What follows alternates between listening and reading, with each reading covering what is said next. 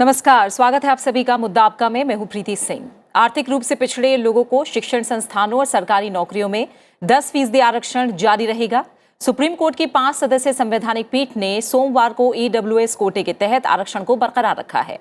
Chief justice U U Lalit की अगुवाई वाली 5 जजों की कॉन्स्टिट्यूशनल बेंच ने बहुमत से ईडब्ल्यूएस कोटे के पक्ष में फैसला सुनाया और कहा कि 103वां संविधान संशोधन वैध है।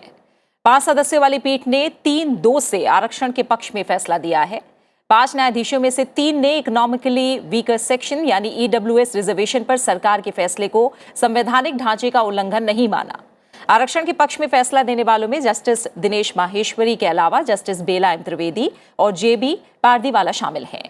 वहीं मुख्य न्यायाधीश यूयू ललित और जस्टिस रवीन भट्ट ने आर्थिक रूप से पिछड़े लोगों को आरक्षण दिए जाने के फैसले पर असहमति जताई। ईडब्ल्यूएस को 10% आरक्षण दिए जाने के खिलाफ 30 से ज्यादा याचिकाएं दाखिल की गई थी। 27 सितंबर को हुई पिछली सुनवाई में अदालत ने फैसला सुरक्षित रख लिया था। गौरतलब है कि ईडब्ल्यूएस को शिक्षा और नौकरी में 10% आरक्षण देने की व्यवस्था है।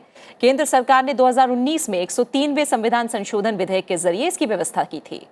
जनवरी 2019 में संसद द्वारा पारित संशोधन के माध्यम से संविधान के अनुच्छेद 15 और 16 में खंड 6 को सम्मिलित करके नौकरी और शिक्षा में आर्थिक आरक्षण प्रदान करने का प्रस्ताव किया गया था। संविधान के तहत एससी, एसटी और ओबीसी को 50% आरक्षण मिला है। वहीं संविधान संशोधन से सवर्ण जातियों के गरीब छात्रों को आरक्षण का प्रावधान किया गया था। सरकार ने अदालत में इस कानून का समर्थन किया और कहा कि इस कानून के जरिए गरीबों को आरक्षण का प्रावधान है, इससे संविधान का मूल ढांचा मजबूत होता है। वहीं विरोध में दायर याचिकाओं में आर्थिक आधार पर आरक्षण को संविधान के मूल ढांचे के खिलाफ बताते हुए रद्द करने की मांग की गई थी। मुद्दा आपका में आज बात ईडब्ल्यूएस रिजर्वेशन और इस पर आज आए कोर्ट के फैसले के हर पहलू की जानकारी हम करेंगे और इस पर चर्चा करेंगे, जानेंगे क्यों अहम है आज का फैसला। और इस पर चर्चा के लिए स्टूडियो में मेरे साथ 3 खास मेहमान जुड़ रहे हैं। मेरे साथ देश रतन निगम है जो कि एडवोकेट है सुप्रीम कोर्ट में। देश रतन निगम जी, बहुत बहुत स्वागत है आपका। साथ ही मेरे साथ माला दीक्षित जुड़ी हुई हैं, सीनियर लीगल जर्नलिस्ट हैं, आपका भी बहुत बहुत स्वागत है माला दीक्षित। साथ ही डॉक्टर वागेश्वरी देसवाल प्रोफेसर हैं फैकल्टी ऑफ लॉ में यूनिवर्सिटी ऑफ दिल्ली में, हमारे साथ चर्चा में आज शामिल हो रही हैं। आपका भी बहुत बहुत स्वागत है डॉक्टर देसवाल। देश रतन निगम जी, पहले शुरुआत आपसे, क्या क्या बातें कोर्ट ने कही हैं अपने फैसले में आज?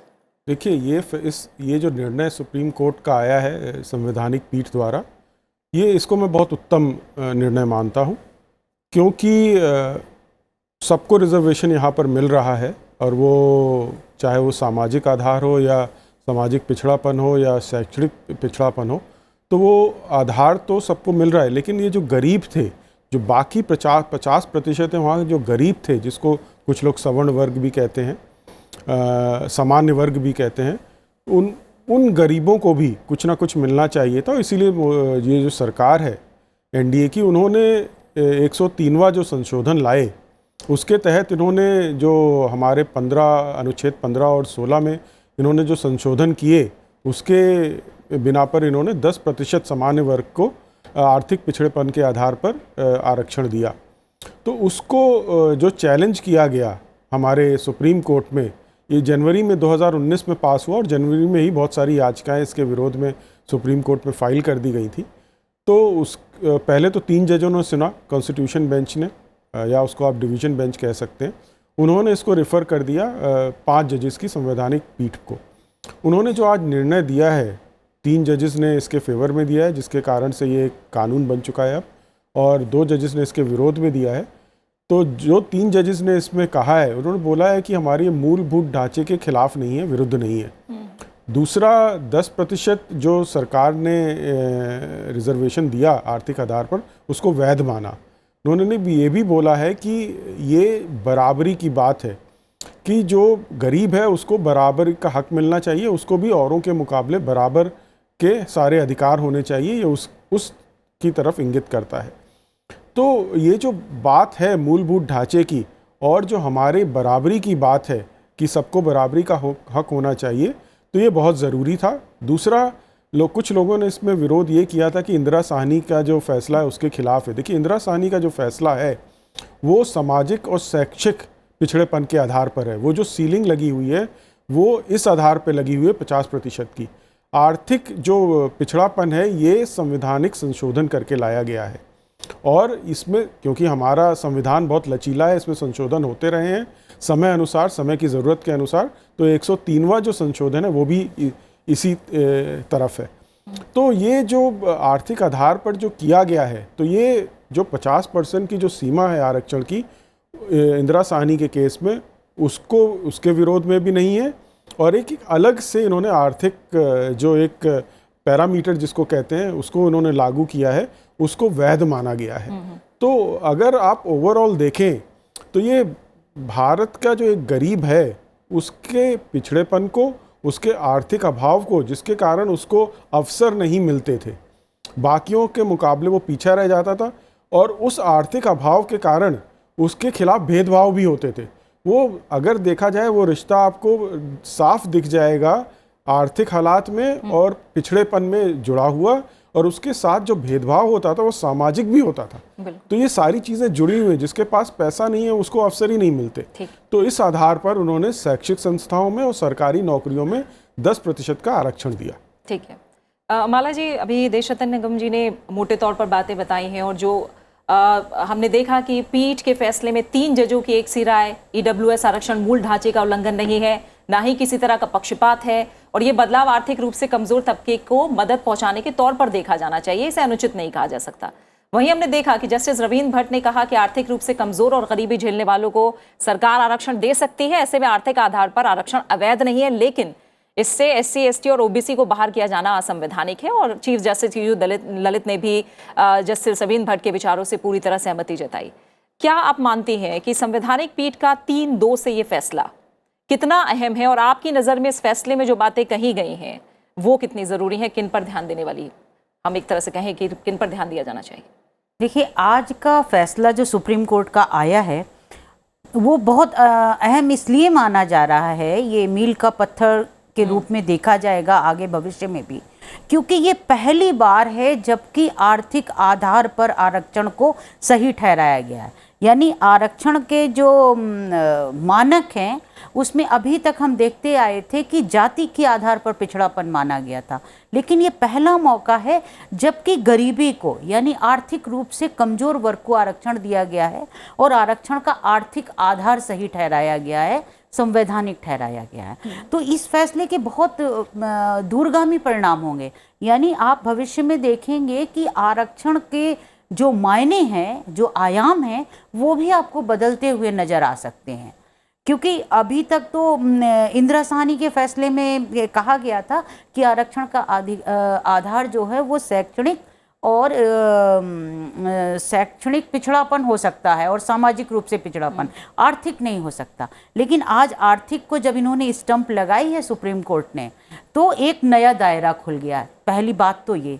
दूसरी, जो सुप्रीम कोर्ट ने 3 मोटी मोटी चीज़ें आज कही हैं, 3 बिंदु पे जस्टिस महेश्वरी ने शुरू में ही कहा था कि पहला तो ये कि आर्थिक आधार पर आरक्षण की व्यवस्था या अधिकार देने वाला राज्यों को संविधान संशोधन जो है वो संवैधानिक है कि नहीं। तो हम कहते हैं, कोर्ट ने कहा कि हम ये अपहोल्ड करते हैं कि वो संवैधानिक है, और ऐसा संविधान संशोधन जो है वो संविधान के मूल ढांचे, बेसिक स्ट्रक्चर का उल्लंघन नहीं करता है। दूसरी चीज उसने कही कि मेरे पास एक और बिंदु जो दूसरा था वो ये था कि गरीबों में से आप SC, ST, OBC के गरीबों को बाहर कर देना, क्या ये बराबरी के सिद्धांत का उल्लंघन माना जाएगा? क्या इसको संवैधानिक ढांचे का उल्लंघन माना जाएगा? तो कोर्ट ने व्यवस्था दी, जो बहुमत से फैसला आया है 3 जजेस का, उसमें ये व्यवस्था दी गई है कि नहीं, ये संविधान के मूल ढांचे का उल्लंघन नहीं करता है। ये इक्वलिटी पर लाने का एक तरीका है, एक सकारात्मक प्रयास करने का अधिकार दिया गया है जो आरक्षण के जरिए दिया जाता है, इसलिए ये विरोध नहीं है। और तीसरी मुख्य बात जो कही गई है 50% की आरक्षण की सीमा। तो प्रीति जी, हम लोगों को पहले से यही पता था कि 50% की सीलिंग ऐसी है जो कभी नहीं टूट सकती, लेकिन बहस के दौरान केंद्र सरकार ने ये बहस की थी कि ये 50% की सीलिंग आपने SC, ST और OBC के बारे में है, और जब हम ये गरीबों को आरक्षण दे रहे हैं, आर्थिक रूप से कमज़ोर को दे रहे हैं, ये हमने एक स्पेशल कैटेगरी क्रिएट की है जो कि उस 50% से अदर 50% जो है मेरिट कोटा, हम उसमें इनको लिए हैं। तो जब इनकी कैटेगरी अलग है, इनका वर्ग अलग है, तो इनका 10% आरक्षण जो है वो उस 50% में नहीं माना जाएगा। और कोर्ट ने आज ये कह दिया कि वो 50% का उल्लंघन इसलिए नहीं है क्योंकि वो SC ST OBC का 50% तय किया गया है पिछले जजमेंटों में, और आज का ये आरक्षण जो है ये स्पेशल कैटेगरी का है। तो ये 3 बहुत महत्वपूर्ण बातें हैं जिनको आज डिसाइड किया है सुप्रीम कोर्ट ने, और अगर इनको आगे लेके चला जाएगा तो भविष्य में आपको आरक्षण का आयाम भी बदला नजर आ सकता है। बिल्कुल। डॉक्टर देसवाल, आपकी क्या राय है आज के फैसले पर? और हम जानते हैं कि देश में अलग अलग राज्यों में उनकी स्थितियों के अनुसार अलग अलग तरह का आरक्षण है। अब देश में देखें तो इस फैसले के बाद आरक्षण की स्थिति क्या होगी और आपकी राय क्या है इस फैसले पर? प्रीति जी, ये आपने बहुत ही अच्छा सवाल पूछा, क्योंकि ये पॉइंट हाईलाइट करना बहुत ज़रूरी था कि कुछ स्टेट्स हैं जैसे कि कर्नाटका है, तमिलनाडु है, जहाँ की 50% से अबव रिजर्वेशन है, लेकिन वो 9th शेड्यूल के तहत जुडिशियल रिव्यू से प्रोटेक्टेड हैं। तो वहाँ तो है ये ज़्यादा रिजर्वेशन जो है, लेकिन बाकी स्टेट्स में कहीं भी 50% को एक्सीड नहीं किया जाना था। ये इंदिरा साहनी जजमेंट के बाद एकदम से क्लियर हो गया था। अब ये जो डिसीजन आया है इसके बहुत ही फार रीचिंग कॉन्सिक्वेंसेस होने वाले हैं। जो सवाल जैसे आपने जो माला जी से पूछा उसमें कि जो ये कहा गया है कि 10% में SC ST और EW और वो OBC को भी रिजर्वेशन देना चाहिए, तो देखिए SC और ST को तो उसमें रिजर्वेशन इसलिए नहीं दिया जा सकता है क्योंकि उनके पास एक डिस्टिंक्ट सब्सटैंटिव रिजर्वेशन उनके पास है एक्सक्लूसिवली उनके लिए। उसके अलावा जो OBC कैटेगरी है उसमें पहले ही क्रीमी लेयर का प्रावधान है, जिसमें कि ये देखा जाए तो जो क्रीमी लेयर के लोग हैं वो तो उसमें वैसे ही रिजर्वेशन के लिए एलिजिबल नहीं है, तो नेचुरली वो इकोनॉमिकली वीकर सेक्शन से ही हैं। और ये जो एक 10% का ये जो हम लगा रहे हैं reservation for economically weaker sections ना, ये बहुत ज़्यादा इम्पॉर्टेंट इसलिए है क्योंकि जैसे जस्टिस बेला त्रिवेदी जी ने कहा है आज कि this is a step towards transformative constitutionalism. तो वो क्या है कि बिना कॉन्स्टिट्यूशन के आयाम या प्रिंसिपल से पे कॉम्प्रोमाइज़ किए हुए हम एक स्ट्रक्चर्ड तरीके से बदलाव लेके आएँ, जो कि बहुत ही ज़्यादा ज़रूरी है।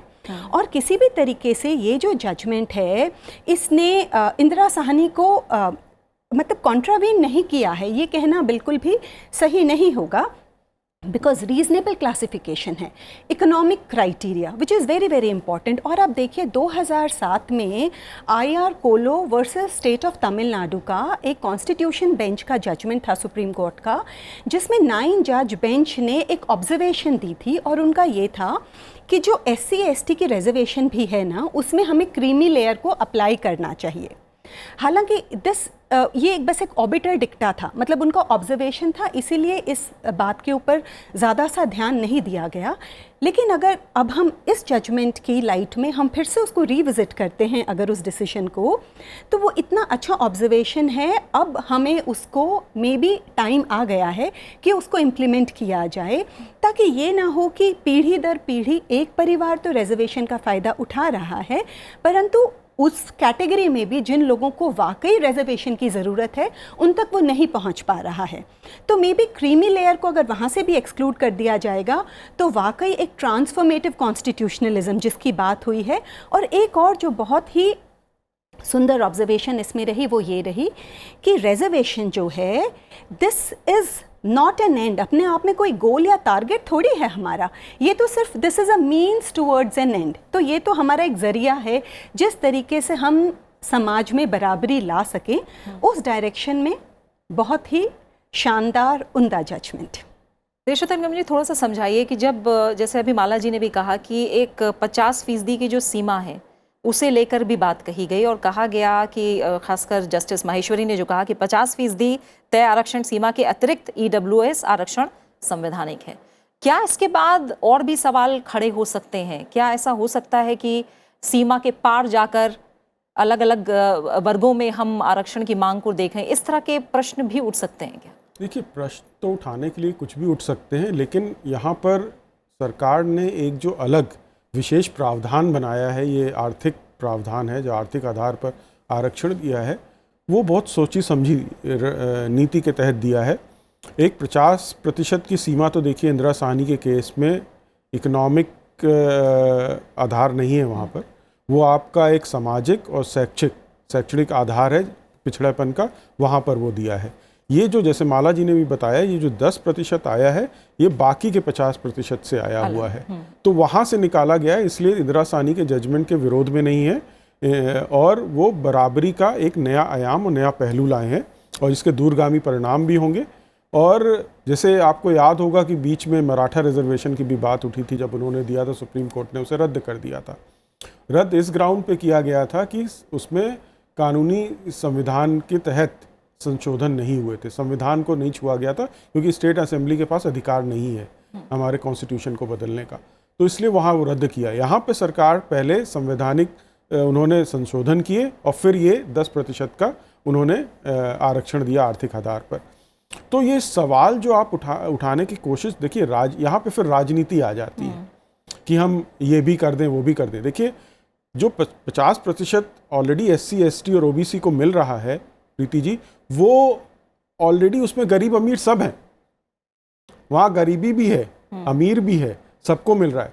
तो इधर के जो गरीब थे, बाकी सामान्य वर्ग के, उन्होंने ऐसा अपराध क्या किया कि उन्हें बराबरी का हक ना मिले, तो रह गया वो 50% में। और वो 50% जो एक सामान्य वर्ग है वो कल को क्या करता है क्या नहीं करता है ये तो समय ही बताएगा, लेकिन आप ये जो यथास्थिति आपकी बनी हुई है SC ST और OBC के रिजर्वेशन को लेके, उसको इस फैसले ने छुआ नहीं है, वो वही यथास्थिति बनी है। कुछ लोग भ्रम फैलाने की कोशिश कर रहे हैं कि ऐसा हो गया वैसा हो गया, कि वहाँ के गरीबों को क्यों छोड़ दिया जाए। वहाँ के गरीबों को और अमीरों को सबको रिजर्वेशन उस 50% के तहत मिल रहा है। तो ये जो भ्रम फैलाया जा रहा है, इससे मेरे ख्याल से बचना चाहिए और नए आयाम इसमें बनेंगे, दूरगामी परिणाम भी होंगे। और दूसरा, जैसे सुप्रीम कोर्ट ने बोला कि देखिए रिजर्वेशन टेम्परेरी था, 10 साल के लिए था, तो एक सवाल उठाता है इतना लंबा कैसे चला गया। और ये जो क्रीमी लेयर की बात आई, ये भी बहुत ज़रूरी है। एक ही परिवार लगातार फ़ायदा उठा रहा है, जो असली आरक्षण का फ़ायदा पहुंचना चाहिए वो ज़मीनी स्तर पर सबको नहीं मिल रहा है। कुछ ही परिवार है जिसमें जनरेशन आफ्टर जनरेशन, पीढ़ियाँ दर पीढ़ियाँ वही फ़ायदा लेती जा रही हैं। तो ये जो फैसला है आज का, बहुत सारे सवाल भी इसने खोल दिए हैं जिसपे कि हमारी संसद है जिसको सोचना पड़ेगा कल को। बिल्कुल। तो क्या हम माने माला दीक्षित जी, जैसे आप लोगों ने ये बात कही है और आपने भी कहा कि आयाम नए खुले हैं, क्या हम सुधार की तरफ आगे बढ़ते दिख रहे हैं? क्या आपको लग रहा है इतनी परिपक्वता आती दिख रही है कि तमाम जो तर्क होने चाहिए आरक्षण के लिए उस पर विचार और मंथन हो? क्या इसकी गुंजाइश है अभी? देखिए, आरक्षण एक इतना संवेदनशील मुद्दा है कि जिसको कोई भी राजनीतिक दल छूना नहीं चाहता। बढ़ाने में तो सब एक मत होते हैं, घटाने में नहीं। जो घटाने की बात करेगा उसको डर लगता है कि हम कहीं सत्ता ना खो दें, और इस वजह से ये आरक्षण है, अगर बहुत क्रूड वर्ड्स में बोले हम, तो शैतान की आंत की तरह बढ़ता चला गया। वो 50% हुआ, और अगर आप मेरिट के हिसाब से देखें तो आज का 10%, उसकी डेफिनेशन कुछ भी हो, वो 60% हो गया है। मेरिटोरियस के लिए थोड़ा सा धक्के की बात तो है ये, निश्चित तौर पर। तो ये चीज़ जो है आने वाले दिनों में ये कम होगा, ऐसा तो नहीं कह सकते। मुझे लगता है अब इसके कम होने का एक ही तरीका होगा कि ये सैचुरेशन की ओर बढ़ रहा है, और जब सैचुरेशन की स्थिति आ जाएगी, जब सब आकंठ हो गया पूरा, तब हम पीछे जाएंगे। शायद मुझे लगता है आज की राजनीति देख करके कि ये स्थिति आने वाली है। लेकिन एक चीज़ बस अच्छी हुई है, मुझे लगता है कि आर्थिक आधार पर आरक्षण को अगर सबने स्वीकार कर लिया, सारे राजनीतिक दल, किसी ने खुल के विरोध नहीं किया है, तो आरक्षण का प्रकार बदल सकता है। और अगर प्रकार बदल गया तो शायद आने वाले दिन में ये जो सिर्फ जाति और ये वर्ग रह गया है, तो नई नई कैटेगरीज आएंगी। और जो अभी जातियां हैं, जो एक होड़ लगी अपने देश में पिछड़ा होने की, वो एक दूसरे रूप में आएंगी कि नहीं, देखो मेरा बच्चा भी 10वीं ही पास है, तो इस कैटेगरी की नौकरी हमारे लिए रखो। तो अगला कहेगा मेरे ने तो बीटेक किया है, बीटेक वाली कैटेगरी एक ड्रग बनाओ। तो हो सकता है श्रेणियां अलग हो जाएं, हो सकता है वर्ग अलग हो जाएं।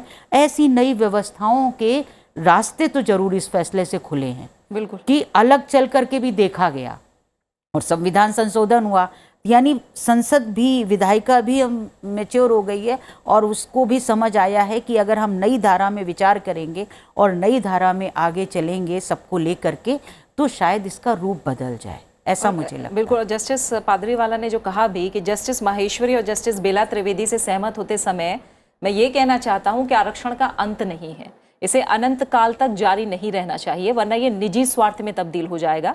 आरक्षण सामाजिक और आर्थिक असमानता खत्म करने के लिए है। ये अभियान 7 दशक पहले शुरू हुआ था। डेवलपमेंट और एजुकेशन ने इस खाई को कम करने का काम किया है। जाहिर तौर पर ये बात जो है कहीं ना कहीं डॉक्टर देसवाल, ये बात भी हाईलाइट होनी चाहिए, आपको लगता है? बिल्कुल हाईलाइट होनी चाहिए। देखिए, इस बात से तो कोई इनकार नहीं करेगा कि ये जो कास्ट सिस्टम है ना, ये हमारे देश का सबसे बड़ा दुर्भाग्य है। सोचिए कितने दुर्भाग्यपूर्ण बात है कि सिर्फ because a child is born in a family जो कि थोड़ी सोशली लोअर मानी जाती है, तो वो सारी उम्र वो उसके नाम के साथ वो जाति बन गई है। उसे किसी जगह एंट्री कहीं बैन की जा सकती है, कहीं से उसको पानी पीना नहीं अलाउ किया जाएगा, कोई कॉमन प्लेसेस उसको यूज़ करने नहीं दिए जाएंगे, या उस पर लेबल लगा दिया जाएगा कि ये तुम्हारा ऑक्यूपेशन है, प्रोफेशन है। और दूसरी तरफ क्योंकि एक बच्चे का जन्म सोशली थोड़े फॉरवर्ड परिवार में या थोड़ी जो अपर क्लास है उसमें हुआ है, तो उसको एक प्रिविलेज्ड अपब्रिंगिंग मिलेगी। तो ये जो हमारे यहाँ रिजर्वेशन का जो कॉन्सेप्ट था ना, this was not against caste system. ये बेसिकली जो कास्ट सिस्टम की वजह से इंड्यूस्ड डिसेबिलिटीज़ थी ना, उनको दूर करने की एक वो मुहिम थी कि इस तरीके से हम लोगों में बराबरी ला सकेंगे। लेकिन इसको बहुत ही केयरफुली नहीं वर्कआउट किया गया। देखिए, आज के दिन समाज में दलित कौन है ना? अगर कोई दलित जाति या पिछड़े वर्ग का भी है, लेकिन अगर उनके परिवार से कोई IAS ऑफिसर बन गया है, कोई सीनियर प्रोफेसर है, अच्छी पोजीशन पे है, तो वो समाज में दलित नहीं हैं। अब वो उन्हें दलित कहलाना ठीक नहीं होगा, बिकॉज पढ़े लिखे लोगों के बीच में इस तरीके के जो हैं डेफिनेशंस वो चेंज हो गई हैं। और यही आज के जो जजमेंट का टारगेट है, ऑब्जेक्टिव है, वो यही है to move towards a casteless and a classless society. देखिए, equality amongst unequals will be a source of injustice. मतलब जब हम इक्वालिटी की भी बात करते हैं, right to equality under article 14, it does not say कि there should be an absolute equality, उसकी तो बात ही नहीं कर सकते। there should be equality amongst equals, मतलब जो बराबर प्लेस्ड हैं उनके बीच में तो हम बराबरी की बात करें, है ना? जो लोग बराबरी पे प्लेस्ड ही नहीं हैं। अब रिजर्वेशन 10 साल के लिए इनिशियली आया, उसके बाद क्या होने लगा कि बिकॉज वही जैसे पॉलिटिकल एजेंडाज रहे हैं ना, तो उस वजह से वो एग्जीक्यूटिव ऑर्डर से ही हर 10 साल के लिए उसको एक्सटेंशन मिलता रहा। अब वही बात हो गई है कि if anybody talks against reservation, तो लोगों को लगता है कि ये तो हमारे अधिकारों के विरुद्ध बात कर रहे हैं, जबकि ऐसी बिल्कुल भी बात नहीं है। हर कोई यही चाहता है कि एक इगैलिटेरियन सोसाइटी हो, जहाँ की सब लोग बराबरी से, सबको बराबरी की अपॉर्चुनिटीज़ हों, और जो गरीबी है वो हमारे देश के ऊपर सबसे बड़ा स्लर और धब्बा है। मतलब विदेशों में जो हमारा इम्प्रेशन है कि हमारे यहाँ पर इतनी फीसदी जनता जो है वो बिलो पावर्टी लाइन रह रही है, वो हर एक जो है ना थिंकिंग इंडियन, हर एक थिंकिंग इंडियन को परेशान करती है। वो चीज़ वो हमें बेचैन करती है कि किस तरीके से हम अपने सभी लोगों को मेन स्ट्रीम में ला सकें, और ये जो गरीबी है जो कि कास्ट सिस्टम से भी ज़्यादा बड़ी, जिसे कहें which is the bane of our society, उसको किस तरीके से दूर किया जा सके। तो इसीलिए ये जो EWS का बेस्ड रिजर्वेशन है, जैसे कि मैंने पहले भी अपने कमेंट में कहा था, दैट मे बी हमें क्रीमी लेयर का जो कॉन्सेप्ट है वो इंट्रोड्यूस करना है across all strata of reservations, तभी एक कास्टलेस या क्लासलेस सोसाइटी की बात कर सकेंगे। बिल्कुल। और इसी के साथ कार्यक्रम का समय यहीं पूरा हो गया है। देश रत्न निगम जी, माला दीक्षित जी, डॉक्टर देसवाल, आप तीनों मेहमानों का बहुत बहुत शुक्रिया मेरे साथ मुद्दा आपका में जुड़ने के लिए। तो EWS कोटे में आरक्षण पिछले काफ़ी समय से चर्चा का विषय बना हुआ था, और हम जानते हैं कि आरक्षण एक ऐसा विषय है जिसके बारे में एक निष्कर्ष नुमा राय हम सबके पास एक तरह से हम कहें होती नहीं है, और आरक्षण का जो पेच है वो गाहे बगाहे किसी न किसी रूप में कोर्ट की चौखट पर बना रहता है, और उस पर लंबी बहस देखने को मिलती है। इस मामले में भी एक जोरदार बहस के बाद सामान्य वर्ग के गरीबों को लेकर दिया गया सुप्रीम कोर्ट का आज का फैसला अपने आप में काफ़ी अहम है, जो जाहिर है आगे कई मामलों के लिए नज़ीर बन सकता है, और कहीं ना कहीं ये आरक्षण को लेकर जो सोचने का नज़रिया है उसे एक नया आयाम दे सकता है। मुद्दा आपका में फिलहाल इतना ही। अपना अच्छे से ख्याल रखिए और मुझे दीजिए इजाज़त। नमस्कार।